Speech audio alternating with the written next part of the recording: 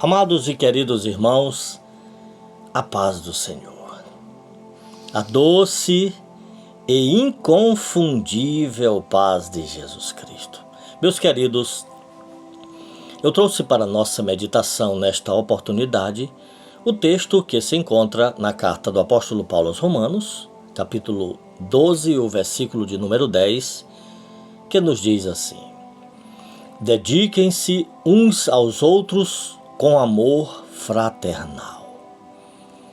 Prefiram dar honra aos outros mais do que a vocês mesmos.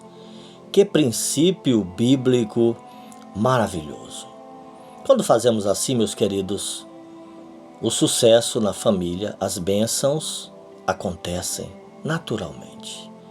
Porque a obediência traz a vitória e principalmente a obediência à palavra de Deus.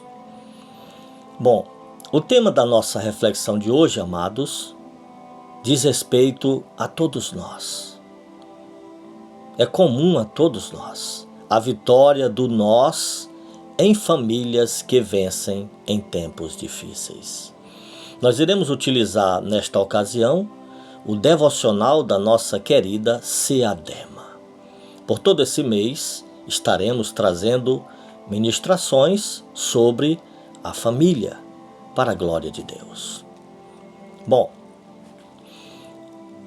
em 2 Timóteo, uma carta escrita pelo apóstolo Paulo a Timóteo, segunda carta a Timóteo, no capítulo 3, versículo 1 até o versículo de número 5, eu não vou ler este texto todo, eu vou citar apenas parte.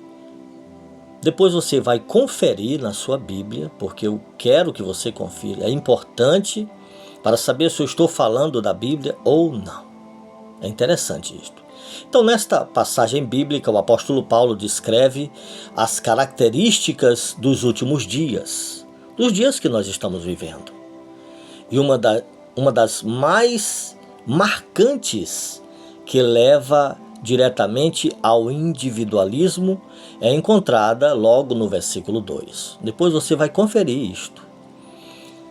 Lá está escrito a expressão amantes de si mesmos, pessoas egoístas.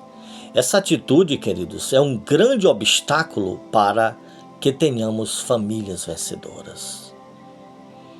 Onde prevalece o egoísmo, as famílias geralmente são destruídas. Acontece muita desavença, muita tristeza. Muitas famílias, amados, têm sucumbido devido à predominância do eu sobre o nós. Pensa mais em si do que no todo, no conjunto, na família toda. Meu amado e minha amada irmã, quando o eu sobressai ou se sobressai no casamento, por exemplo, o cônjuge egoísta, aquele que só pensa nele, não pensa no outro, só pensa em si, no que ele quer, no que ela quer, no que eles gostam, mas não pensa no que o seu amor, o amor da sua vida, que ele professa ser o amor da vida dele ou dela. Não pensa no que ele quer, no que ela quer, se aquilo vai fazer mal, se aquilo vai fazer bem ou não ao seu cônjuge. Não pensa nos seus desejos, nos seus interesses. É terrível isso.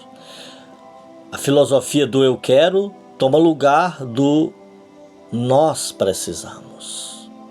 É uma realidade. Só pensa em si. O final não vai dar muito certo. Não dá certo de maneira nenhuma, irmãos. Por outro lado, quando casais, irmãos, pais e filhos priorizam o nós, o conjunto, todos indistintamente são beneficiados. Que maravilha! O apóstolo Paulo, meus amados irmãos, ao escrever aos Filipenses, ensinou algo interessante. É um princípio, é como que a suspensão de um carro. Você já passou num local esburacado, é um carro onde a suspensão é rebaixada? O carro pula, dá aquela trepidação, aquela loucura. Mas onde a suspensão funciona direito, o carro passa macio, você não sente praticamente nada. Em qualquer turbulação, qualquer terreno. Então é isso que o apóstolo quer dizer nesse texto. Alguma das coisas que ele quer dizer. Olha o que diz o texto. É Filipenses 2, versículos 3 e 4. Nada façam por ambição egoísta ou por vaidade. Nada deve ser feito por ambição ou por vaidade. Mas, humildemente, considerem, veja o que diz o texto, considerem os outros superiores a si mesmos.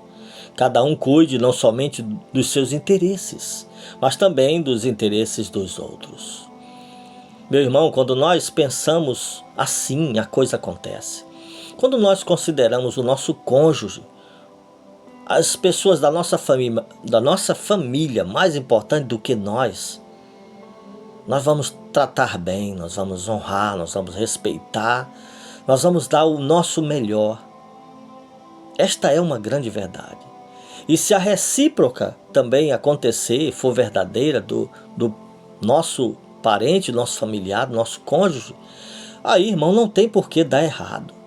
É o exemplo da suspensão de um carro ou de uma moto, como eu disse. Vai ser suavizado, vão ser suavizados os relacionamentos. Vai haver uma concórdia maravilhosa. No mesmo contexto aqui, o apóstolo Paulo aponta que nosso exemplo na busca de sempre procurar o bem-estar do outro está na pessoa de Jesus. Aí tem o texto de Filipenses 2, versículo 5, que você vai conferir depois.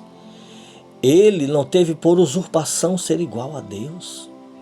Ele tomou a forma humana e morreu a morte de cruz, a morte mais humilhante que poderia acontecer naquele tempo, meu querido.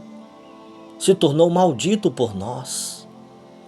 Então ele deixou tudo por você e por mim, por amor ao próximo. É isto, às vezes nós devemos até tomar algum prejuízo no nosso lar para abençoar o nosso cônjuge, nosso familiar, nossa esposa, nossos filhos, nossos pais, nossos irmãos. Valorize a quem está do seu lado, aquela família que Deus te concedeu pertencer, graças a Deus. Queridos, quando buscamos o nós e não o eu, aí a coisa muda. Quando buscamos o nós e não o eu na família, estamos imitando a Cristo e honrando o outro em nosso lar. Isto é maravilhoso, é salutar. Portanto, lembremos que a vitória reside em reconhecer essa tendência carnal e combatê-la ativamente com amor, serviço, empatia e a valorização das relações em detrimento, em prejuízo dos outros, dos desejos pessoais, melhor dizendo, em detrimento dos prejuízos dos nossos desejos, daquilo que a gente gosta. Eu vou deixar para lá. Eu vou servir, eu vou amar, eu vou abençoar a minha família. É isto. Glória a Deus. Meu amado irmão e minha amada irmã, para finalizar, eu quero dizer que só triunfaremos quando em nossa mente e no nosso coração estiver sempre o nós e nunca o eu. Quando estivermos pensando no conjunto, em toda a nossa família, e não somente no eu. Eu quero, tem que ser do meu jeito. Quando a pessoa pensa só no eu, no ego, irmão, o casamento desanda. Isso funciona, não é só na família, é em toda e qualquer situação, no trabalho, na escola. Quando nós consideramos o próximo mais importante do que nós, as coisas andam, as coisas acontecem, fluem maravilhosamente. E esta é a intenção deste devocional. Que haja paz, que haja concórdia. E que você e a sua família vençam em tempos difíceis. Que o Senhor nos abençoe e nos guarde em seu amor para sempre. Agora te convido a orar. Vamos orar? pedir a misericórdia de Deus. Senhor meu Deus, te agradeço por mais um dia de vida e te peço, meu Senhor, dá-nos a capacidade de ceder, de ajudar o nosso próximo, principalmente a nossa família.